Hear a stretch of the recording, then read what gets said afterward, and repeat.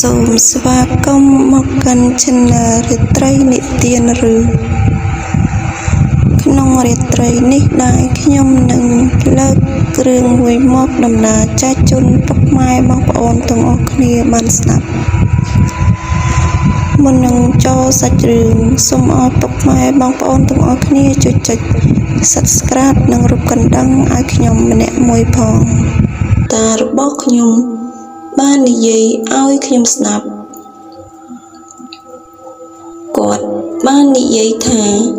កាលពី70ឆ្នាំមុនគមនាគមន៍នៅក្នុងភូមិរបស់ខ្ញុំ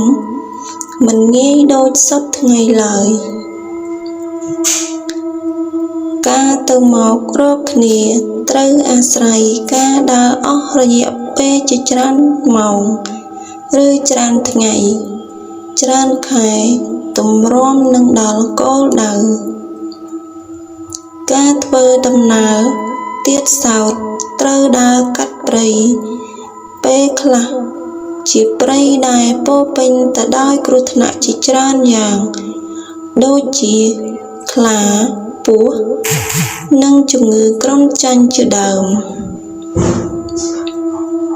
ពេលខ្លះទៀតត្រូវដើរឆ្លងកាត់ជ្រុះជ្រលងដងអូរស្ទឹងប្រែកនិងពេលខ្លះទៀតត្រូវដើរឆ្លងភ្នំផងក៏មានការធ្វើដំណើរម្ដង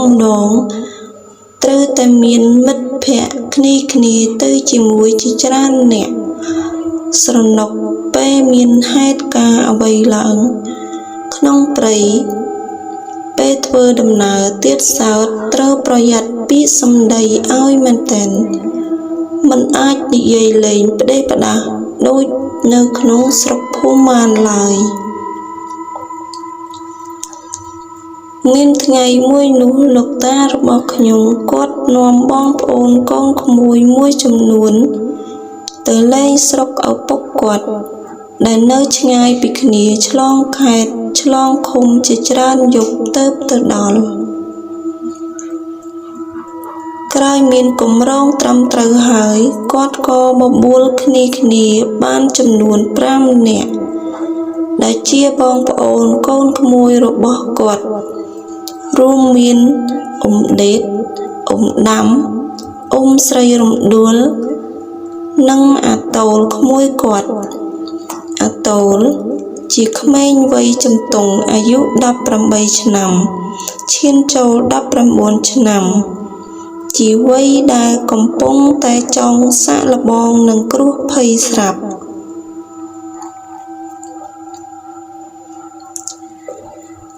ការធ្វើដំណើរបានចាប់ផ្ដើមឡើងនៅពេលដែលព្រលឹមងងឹតក្រោយពីគ្រប់គ្នាបានលាបងប្អូនប្រពន្ធកូនរួចជាស្រេចគ្រប់គ្នាដាស់តឿនមុនជាស្រេចថាពេលកំពុងធ្វើដំណើរកាត់ព្រៃហាមនិយាយបោកបញ្ឆោតគ្នាលេងផ្ដេសផ្ដាសជាដាច់ខាតការធ្វើដំណើរកាន់តែឆ្ងាយទៅរាប់សិបគីឡូម៉ែត្ររហូតអស់រយៈពេល3ថ្ងៃទើបបានមកដល់ភ្នំមួយមុននឹងធ្វើដំណើរឆ្លងភ្នំនោះក៏ដល់ពេលជិតយប់ទៀតទៅហើយគ្រប់គ្នាក៏រកកន្លែងសម្រាកទីនោះសិនរៀបចំដាំស្លដាំបាយញ៉ាំទឹករួចក៏នាំគ្នាសម្រាកទៅដោយសារអស់កម្លាំងពីការធ្វើដំណើរពេញមួយថ្ងៃម្នាក់កេងលក់ស្រួលណាស់ពេលយប់ជ្រៅអាកាសធាតុចាប់ផ្ដើមត្រជាក់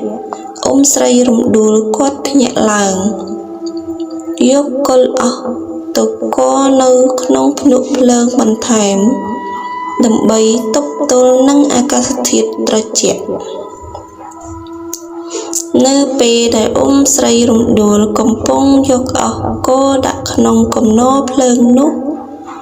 គាត់បានសម្លឹងទៅឃើញដើមឈើមួយយ៉ាងធំ ដែលនៅមិនឆ្ងាយពីកន្លែងសម្រាកប៉ុន្មានបានជាគាត់សម្លឹងមើលទៅដើមឈើមួយដើមនោះក៏ព្រោះតែគាត់បានឮសំឡេងម្ដាយនិងកូន2នាក់រត់លេងនៅជុំវិញដើមឈើធំនោះស្រីក្រវីក្បាលព្រោះតែមិនចង់ជឿនឹងភ្នែកខ្លួនឯងប៉ុន្តែនៅពេលដែលគាត់ងាកទៅមើលម្ដងទៀតស្រាប់តែបាត់មនុស្សអស់នៅសល់តែដើមឈើស្ងាត់ជ្រាបស្រីរំដួលគាត់មិនបានគិតអ្វីច្រើនទៀតទេគិតត្រឹមតែថាអ្វីដែលគាត់បានឃើញបានឮនោះគឺជារឿងមិនដែលកើតឡើងដល់មនុស្សធ្វើដំណើរក្នុងព្រៃគឺជារឿងធម្មតាក្រោយពីបំពងភ្លើងរួចរាល់ហើយស្រីរំដួលក៏ចូលទៅគេងកន្លែងដើមវិញព្រឹកឡើងគ្រប់គ្នាលុបមុខលុបមាត់ញ៉ាំអាហារពេលព្រឹកដោយមានម្ហូបមាន់ព្រៃដុតដែលអាតូលរកមកបានដោយប្រើចំពាមកៅស៊ូព្រោះកាលពីចំនួននោះសត្វព្រៃគ្រប់មុខនៅសម្បូរក្រាស់ក្រែលណាស់ក្រោយពីញ៉ាំបាយរួចក៏នាំគ្នាធ្វើដំណើរបន្តទៅទៀតនៅពេលកំពុងធ្វើដំណើរស្រីរំដួលក៏ជាអ្នកនៅពីក្រោយគេបំផុតគាត់តែងតែបានឮសំឡេងមនុស្សដើរតាមពីក្រោយខ្នងជានិច្ចបន្ទាប់ពីបានឃើញម្ដាយនិងកូនកាលពីយប់មិញពេលជិតដល់ភូមិមេឃក៏ងងឹតល្មមម្នាក់ក៏រួតរះដើម្បីឲ្យដល់ភូមិឆាប់នៅពេលនោះដែររឿងដែលនឹកស្មានមិនដល់ក៏កើតឡើងគ្រប់គ្នាបានឃើញស្ត្រីនិងកូនតូចអង្គុយនៅនឹងកណ្ដាលផ្លូវបែរខ្នងមកឲ្យព្រមទាំងមានក្លិនស្អុយគ្រប់នៅបរិវេណនោះផង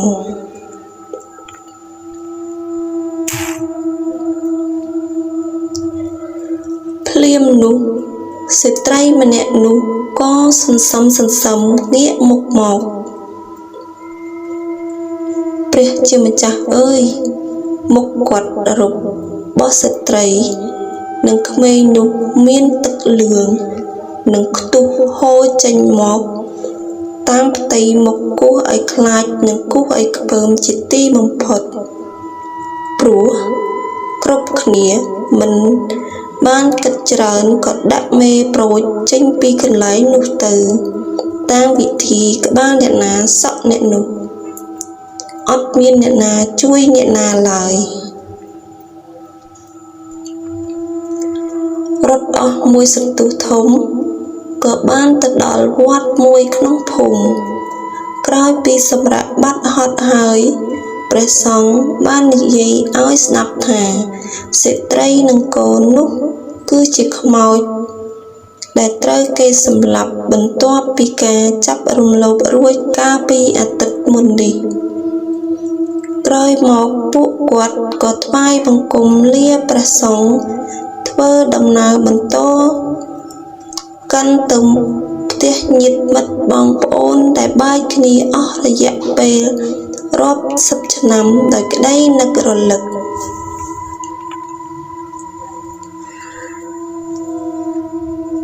ដោយលើព្រះសង្ឃបានប្រាប់